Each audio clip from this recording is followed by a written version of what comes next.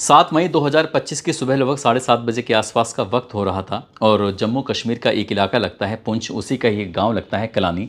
10 साल के जैन खान, 12 साल की उसकी बड़ी बहन जोया खान अपने पिता रमीज़ खान के साथ और अम्मी भी उनके साथ थीं, निकले हुए जा रहे थे। इसी बीच में गोलीबारी चल रही थी। जो पाकिस्तान लगातार खिसिया कर गोलीबारी कर रहा था, उसने शहरी इलाकों को, जहां पर आम लोग रहते हैं, बुजुर्ग, महिलाएं, बच्चे, उन्हें निशाना बनाना शुरू कर दिया। और ये निशाना इसलिए बना रहा था क्योंकि 22 अप्रैल 2025 की दोपहर पहलगांव के पास जो बैसन घाटी लगती है, जिसको मिनी स्विट्जरलैंड भी बोलते हैं, वहां पर चुन चुनकर 25 हिंदुओं को आतंकवादियों ने मार दिया था, जो कि पाकिस्तान के आतंकवादी थे।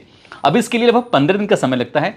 एक ऑपरेशन तैयार किया जाता है, नाम रखा जाता है ऑपरेशन सिंदूर, ताकि इस बात का बदला लिया जा सके, पाकिस्तान को सबक सिखाया जा सके।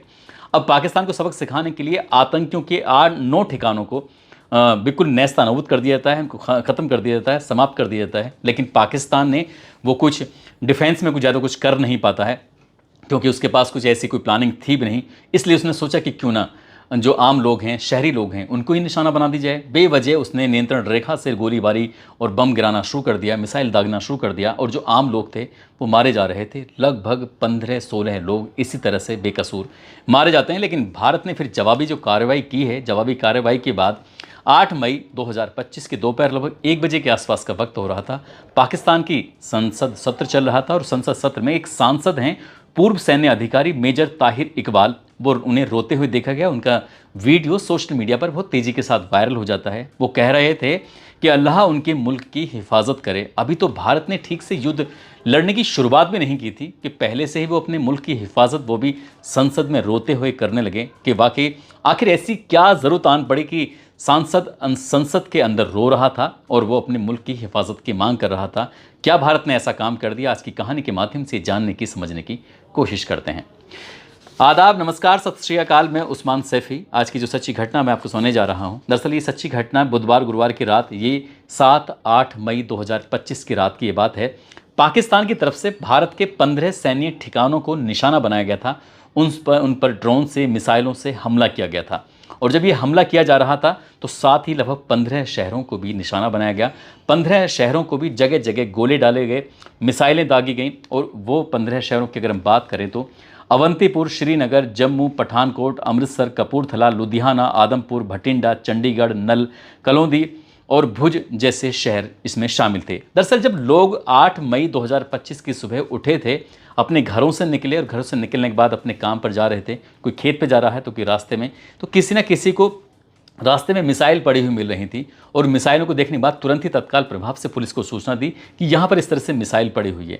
जो मिसाइल पड़ी हुई थी, दरअसल उसको रात को ही भारतीय सेना ने निष्क्रिय कर दिया था, उसको बेअसर कर दिया था। और बेअसर करने की जो मेन वजह थी, उसकी वजह ये थी कि भारत के पास एक ऐसा आधुनिक हथियार है जिसका नाम है S-400, जो कि रूस का बना हुआ है, जो कि दुनिया का सबसे ताकतवर और आधुनिक शक्तिशाली long range air defence system है।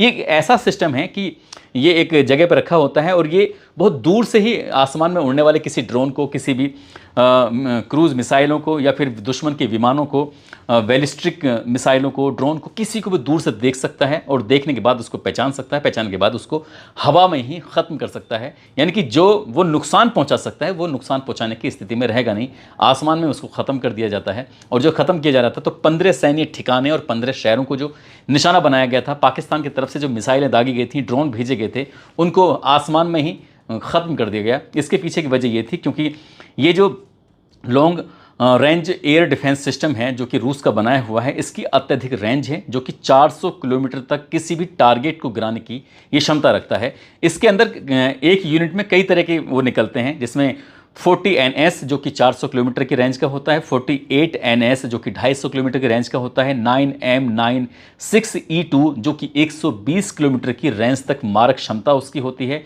9M96E जिसकी 40 किलोमीटर तक की मारक क्षमता होती है, जो कि आसमान में उड़ने वाले किसी भी दुश्मन के विमान को, क्रूज मिसाइलों को, बैलिस्टिक मिसाइलों को, ड्रोन को आसमान में ही मार के गिरा सकता है। जब लोग अपने घरों से निकल रहे थे, घरों से निकलने के बाद वो देख रहे थे सड़कों पर पड़े हुए उन मिसाइलों को, तो वो निष्क्रिय हो चुके थे, बेकार हो चुके थे। अब आप अंदाज़ा लगा सकते हैं कि पाकिस्तान ने कितने वो छोड़े होंगे और यहाँ की एयर डिफेंस सिस्टम ने उनको सबके सब आसमान में ख़त्म कर दिया था। दरअसल जो ये एयर डिफेंस सिस्टम है, इसका जो काम करने का तरीका है वो 360 डिग्री कवरेज में काम करता है।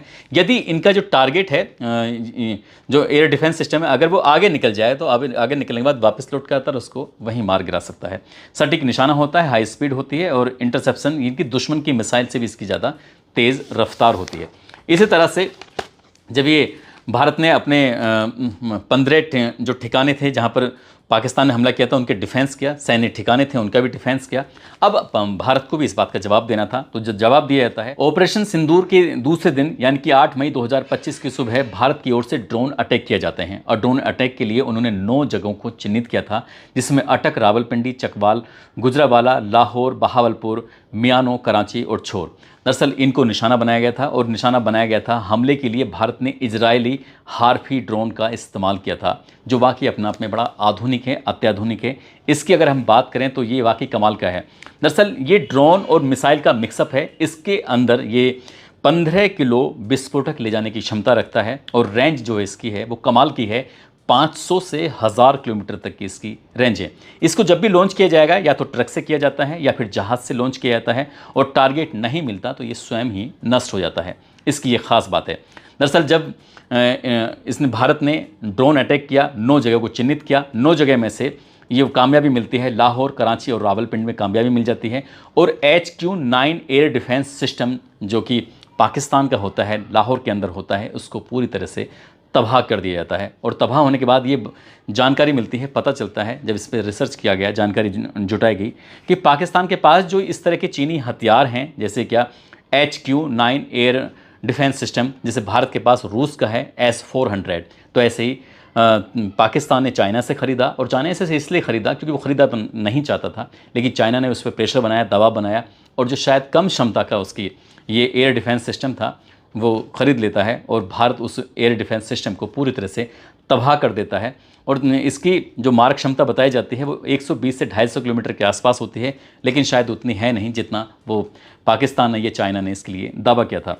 जब ये बिल्कुल पूरी तरह से ख़त्म हो जाता है, समाप्त हो जाता है, और उसके बाद फिर इस बात की भारत की सेना की तरफ से घोषणा की जाती है कि हमने HQ-9 एयर डिफेंस सिस्टम जो कि लाहौर के अंदर है वो पूरी तरह से तबाह कर दिया है। तो कहीं ना कहीं इस पर पूरी तरह से दबाव बनना शुरू हो जाता है और आखिरकार पाकिस्तान के सेना प्रवक्ता लेफ्टिनेंट जनरल अहमद शरीफ चौधरी ने 8 मई को की दोपहर को ये कहा था कि भारत ने पाकिस्तान पर ड्रोन से हमले किए हैं, 9 जगहों को निशाना बनाया है। पाकिस्तान ने भारत के लगभग 50 ड्रोन को मार गिराया है। जबकि इसमें ये थोड़ा सुधार करने की ज़रूरत है कि अगर इसको टारगेट नहीं मिलता है, इस ड्रोन को जिसका नाम हार्फी है, तो वो स्वयं ही नष्ट हो जाता है। इसकी ये दिलचस्प बात है, जहां इन्होंने दावा किया है कि हमने इनके 50 वो मार गिराए हैं और ड्रोन से ने ये इनका दावा ये है, जो इसकी पाकिस्तान के प्रवक्ता हैं लेफ्टिनेंट जनरल शरीफ चौधरी, जो 8 मई को उन्होंने घोषणा करी थी, उनका ये कहना था कि एक ड्रोन ने इनके काफ़ी नुकसान पहुंचाया है, 4 जवान घायल कर दिए हैं, 2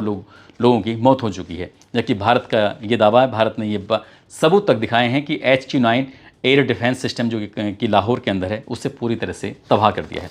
दरअसल इसकी ये सब चीज़ें जो चल रही थी, इसके पीछे की जो मेन वजह थी, दरअसल 22 अप्रैल 2025 को पहलगांव के बैसन घाटी के अंदर जो सैलानी वहाँ पर घूमने के लिए गए थे, 3 आतंकवादियों ने, जो कि पाकिस्तान से आतंकवादी आए हुए थे ऐसा बताया जाता है, उन्होंने गोलीबारी की। उन्होंने हिंदू जो टूरिस्ट थे उनको टारगेट किया, टारगेट करने के बाद उनको मारना शुरू कर दिया। अब इसके बाद पूरे देश भर में इस बात को लेकर एकदम हंगामा खड़ा हो जाता है। एक तरह से लोग सोचने पर मजबूर हो जाते हैं कि क्या कोई आम आदमी सुरक्षित नहीं है। फिर भारत की सरकार ने इसके एवज़ में एक अभियान चलाया। अभियान चलाने के बाद पूरी तरह से एक तैयारी की और तैयारी करने के बाद कि पाकिस्तान को इस बात का करारा जवाब देना पड़ेगा और पाकिस्तान को जवाब देने के लिए उन्होंने 9 आतंकी ठिकानों को निशाना बनाया। और 9 आतंकी ठिकानों की अगर हम बात करें तो मुजफ्फराबाद, कोटली, बरनाला, सियालकोट, तेहरा कला, मुरीद के, बहावलपुर, इस तरह से इसके 8 ठिकानों को उन्होंने निशाना बनाया। और 6-7 मई 2025 की रात 1:05 पर और 1:30 तक ये अभियान लगभग 25 मिनट के आसपास तक चलता है।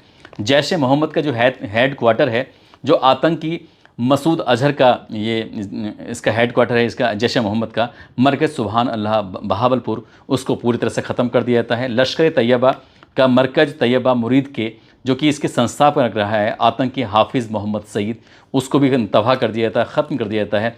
जैश ए मोहम्मद का एक और ठिकाना था सरजल तेहरा कला, उसको भी तबाह कर दिया जाता है। हिजबुल मुजाहिदीन का महमूना जोया सियालकोट में है, उसको भी तबाह कर दिया जाता है। लश्कर तैयबा का मरकज़ अहले हदीस बरनाला, इसको भी तबाह कर दिया जाता है। जैश ए मोहम्मद का मरकज़ अब्बास कोटली, इसको भी तबाह कर दिया जाता है। हिजबुल मुजाहिदीन का मरकज़ राहिल शाहिद कोटली, इसको भी तबाह कर दिया जाता है। लश्कर तैयबा का शाबाई नाला कैंप मुजफ्फराबाद में, इसको भी पूरी तरह से तबाह कर दिया जाता है। जैश ए मोहम्मद का सैयदना बिलाल कैंप मुजफ्फराबाद, इसको भी पूरी तरह से तबाह कर दिया जाता है। दरअसल 9 आतंकी ठिकानों को भारत के हवाई हमलों में जो एयर स्ट्राइक किया जाता है, एयर स्ट्राइक में इनको बिल्कुल पूरी तरह से ख़त्म कर दिया जाता है। लेकिन कश्मीर की कुछ लोगों को पाकिस्तान ने निशाना बनाया और अंधाधुंध फायरिंग करना शुरू कर दिया, अंधाधुंध लगातार गोलियां चलाने शुरू कर दी। पाकिस्तान नियंत्रण रेखा से कुपवाड़ा, बारामूला, उरी, पुंछ, मेंढर, राजौरी में गोले दागे गए। लगभग 5-6 घंटे लगातार इस तरह से गोले चल रहे थे और रिहायशी इलाकों में गोलीबारी जब चल रही थी, तो इसमें चाहे वो स्कूल हो, चाहे वो मंदिर हो, चाहे वो मस्जिद हो, चाहे वो गुरुद्वारा हो, चाहे वो बस स्टैंड हो, इस तरह से सार्वजनिक जगह होती हैं, इन जगहों को निशाना बनाया गया था। और निशाना बनाने के बाद इसमें बेकसूर लोग, कम से कम 16 लोगों की मौत हो जाती है, जिसमें 3 महिलाएं होती हैं, 5 बच्चे होते हैं। बाकी अब चाहे बुज़ुर्ग हों या जवान हों या फिर बूढ़े हों, इनको भी नहीं बख्शा जाता। अगर हम इन लोगों के मरने वालों की संख्या की बात करें, जिसको पाकिस्तान की तरफ से जो लगातार गोलीबारी चलाई जाती है, गोले दागे जाते हैं, उनमें मरने वालों में बीबी कौर उर्फ रूबी हैं, जिनकी 33 साल के आसपास की उम्र है। मोहम्मद जयान, जिसकी 10 साल की उम्र, जोया खान, जिसकी 12 साल की उम्र है। मोहम्मद अकरम 40 साल की उम्र है। अमरीक सिंह 55 साल की उम्र है। मोहम्मद इकबाल, जिसकी 45 साल की उम्र है। रंजीत सिंह लगभग 48 साल की उम्र। शकीला बी 40 साल की उम्र है। अमरजीत सिंह 47 साल। मरियम खातून 7 साल। बिहान भार्गव 13 साल। मोहम्मद रफ़ी 40 साल। साथ ही एक जो जवान हैं वो भी शहीद हो जाते हैं इसमें, जो पुंछ में फायरिंग लगातार चल रही थी। लॉन्स नायक दिनेश कुमार, जिनकी उम्र लगभग 32 साल के आसपास होती है, जो कि हरियाणा पलवल के रहने वाले होते हैं। इनकी पत्नी पेशे से एडवोकेट होती है, एक बेटी और एक बेटा भी इनको होता है। 2014 में इनकी आर्मी में पोस्टिंग हुई थी और ये 5 भाइयों में सबसे बड़े होते हैं और ये पुंछ की उस फायरिंग में शहीद हो जाते हैं। जब इनकी शहीद होने की खबर चलती है तो वाकई इनके घर वालों ने जो कहा वो दिल जीतने वाला था। उन्होंने कहा कि अगर हमने अपना बेटा देश के लिए कुर्बान कर दिया तो कोई बात नहीं। और इस तरह से लेकिन ये एक तरह से दुख की बात भी है कि जिस तरह से जवान शहीद होते हैं। और अगर और हम आगे बात करें तो अमेरिका का एक चैनल है, और अमेरिका के चैनल जिसका नाम है CNN पर एक लाइव कवरेज चल रही थी। लाइव कवरेज में पाकिस्तान रक्षा मंत्री ख्वाजा आसिफ से एंकर बातचीत कर रही थी और एंकर से बातचीत करने के दौरान ही उन्होंने दावा किया कि भारत के जो 6 फाइटर जेट हमने गिरा दिए हैं, जिसमें 3 राफेल हैं, 2 MiG-29 हैं और 1 सुखोई है। तभी वो अमेरिकी चैनल की एंकर जो होती हैं उन्होंने कहा कि क्या आपके पास कोई सबूत है या फिर ऐसे ही हवा में बात कर रहे हो। जब बात सबूत की आती है तो वो इधर उधर बगले झाँकने लगते हैं और उनकी जो जुबान थी वो लड़खड़ाने लगती है। इस तरह से पूरे दुनिया में ये वीडियो भी सोशल मीडिया पर वायरल होता है।